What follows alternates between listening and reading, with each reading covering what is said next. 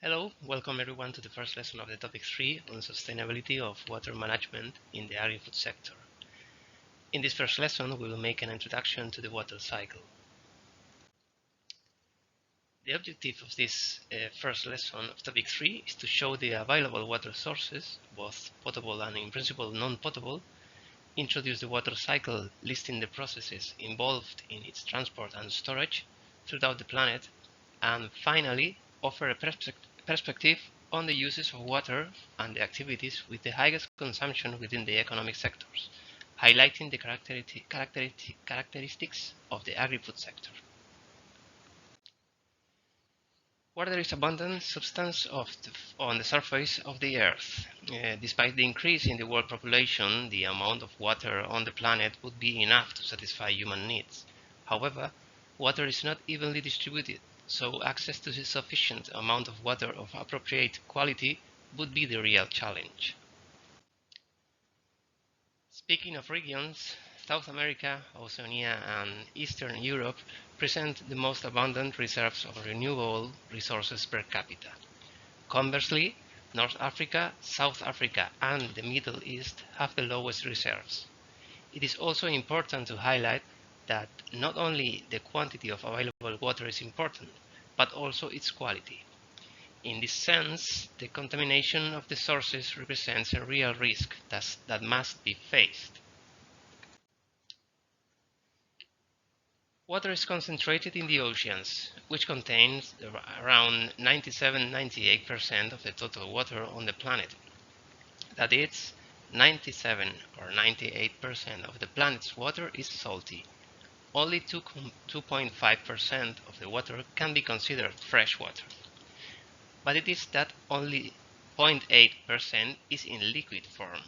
This is the main source for human uses, of which the main one is the irrigation, which accounts for 80% of the total water extraction.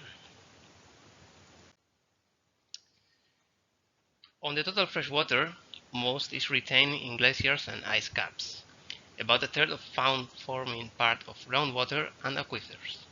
Easily accessible liquid fresh water accounts for a tiny minority of the total.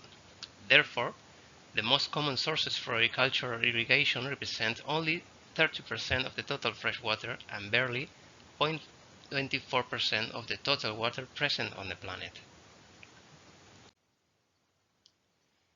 The total amount of water on the planet remains constant, but water is not static.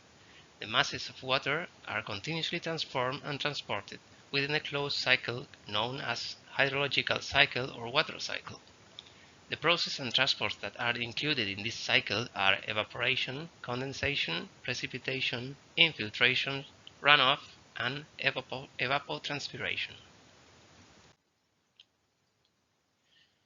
Water withdrawals have multiplied by 8 in the last century.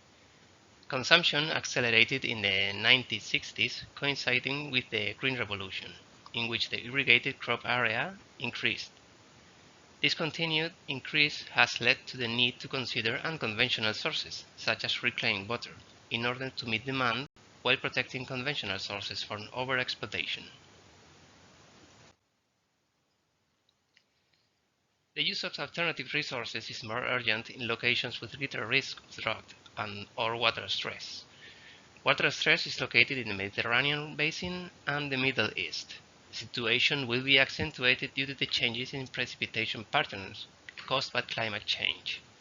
Conflicts over water may be another consequence of climate change that must be addressed in the search for comprehensive solutions for access to water.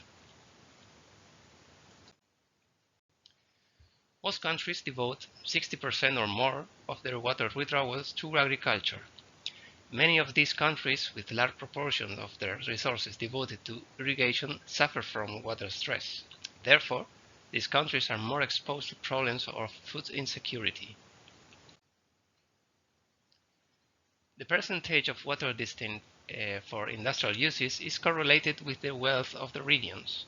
In this way, countries with high percentages of industrial use usually correspond to countries considered rich. On the contrary, as a general rule, the higher the use of water in agriculture sectors, the lower the income of the country.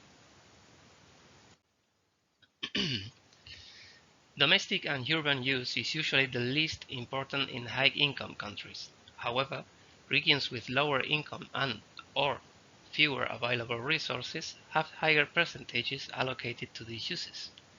The management of water resources must focus, among other aspects, on guaranteeing this demand, since, as a general rule, the use of reclaimed water is not allowed for domestic use.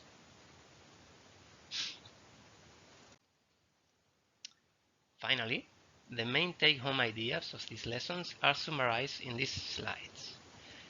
The total amount of water remains constant on Earth, but its temporal and spatial distribution varies due to its transport and transformation within a cycle known the hydrological cycle or water cycle. Mediterranean regions, especially North Africa and the Near East and the Middle East, face the most severe water stress scenarios. Water consumption has grown significantly since the 1960s, so to ensure demand while protecting conventional sources, it is necessary to promote the use of unconventional sources such as reclaimed water. Agriculture is the activity that consumes the most water in a large part of the planet, while domestic use typically represents the least consumptive use. Industrial use is correlated with the wealth of countries or regions. So, these are a few references